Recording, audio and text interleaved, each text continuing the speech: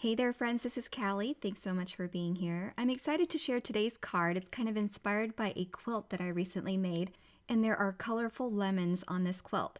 So I saw this geo flower building set and thought, I see some fruit there as well. So I decided to create some fruit using this stamp set by making some grapefruit, some oranges, as well as some lemon and lime. So we're going to go ahead and get started here by stamping out those images. For these round pieces, I'm using some cheeky ink as well as some orange ink to create my grapefruit and orange. So I'm just going to stamp in my MISTI and rotate each image after stamping to create a second image, and this will help speed up the process of stamping. I do stamp 2 to 3 times with each impression just to make sure I get the color just right. And I also stamp a darker shade to mimic the flower stalk on these little grapefruit and oranges. So now I'm moving on to cantaloupe ink. This is a great orange ink from Simon Says Stamp, and I'll do the same thing. I'm just going to stamp 2 of each and rotate my cardstock so that I don't have to move my stamp between stamping. Next, I'll work on some foliage for these grapefruit and oranges, and I'm going to use some field ink as well as some fairway ink, so I have 2 different colors. And then we'll do some lime in Limelicious and some lemon with the citrine ink. So again, I'm just doing some simple stamping. I'm trying to use a lot of different greens so that we can add some color to give the card more contrast and a little bit more interest. All right, so I have the dies here. I'm going to go ahead and die cut everything off camera. We have all these little pieces, and that's going to help me form a nice full background for a card. The card here is going to be an A2 sized panel. I'm going to go ahead and ink blend this panel first, and then we'll trim it down so that there's a nice border. So I have some surf ink, and I'm just going to lightly ink blend all the way around, fading towards the center to a white. I'm using a very soft hand going clockwise and counterclockwise to get a smooth blend. And you want to use a light hand, especially with dye inks, because you don't want any of those harsh lines, and you can build the color as you go. Okay, so I went ahead and trimmed a 1/4 inch off all of the sides. The reason being I want a soft border, but it also helps me cut off all the extra pieces that are overhanging later on, and it just makes it a little bit easier because I have a straight edge to align in my trimmer. So the purpose for that is twofold, but it does help to trim it before instead of after, especially when you are going to raise your images with dimension like I plan on doing.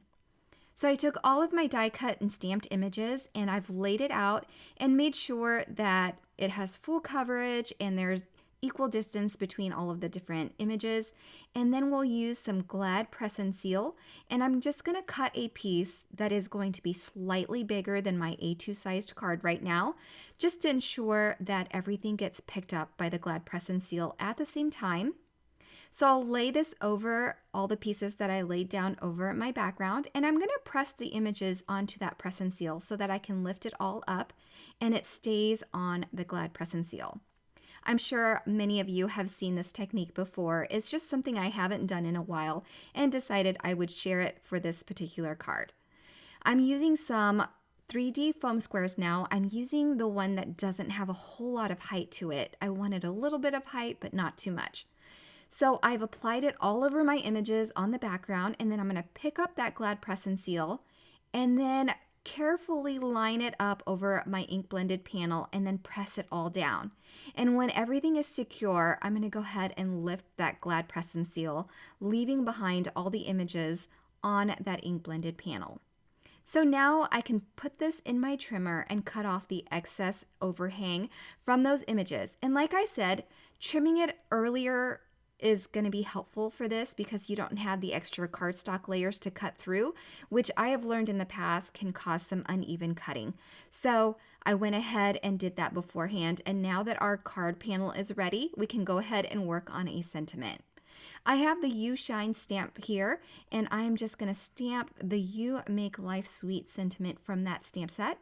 I'm going to prep my cardstock with some anti-static powder tool. This is a new one from Simon Says Stamp that I absolutely love. The size is great. If you haven't gotten one yet, I know that they last a long time, but I think you'll love the size of that one.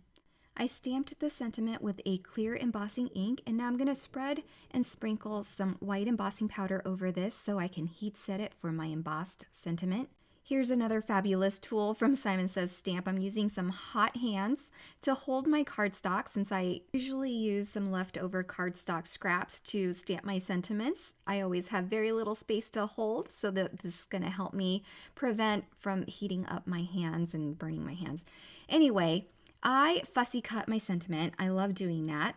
So when there's not a coordinating die, I just fussy cut around the words, and it helps really bring your eye to that sentiment without any extra cardstock around it. So now that I'm done, I'm going to go ahead and attach this to a white card base. I'm going to use some liquid glue and adhere that down. And you can stop here. I decided I wanted to add some embellishments to give this card a little bit more shimmer and shine. I'm actually just using some clear enamel dots, and they are adhesive stickers from Honeybee Stamps, so it's just convenient and quick and low fuss. All right, so that finishes my fruit card for today. I hope you enjoyed this. If you're interested in the products that I use, be sure to check out the links below where everything will be linked for your convenience. Thanks so much for stopping by, and have a great day, everyone. Bye!